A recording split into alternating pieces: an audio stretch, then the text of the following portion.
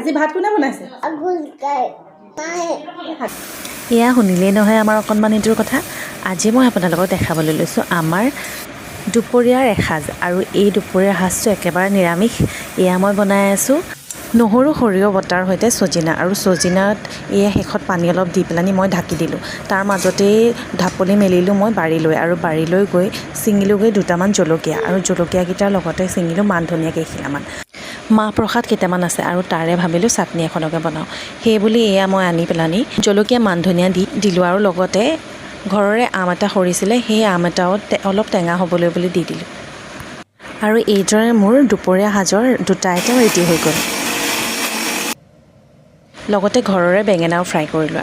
আৰু আজিৰ থালিখনত আছে মায়ে বনোৱা ভেন্দি আৰু কুন্দুলিৰ ভাজি আৰু তেল নমৰা দালি।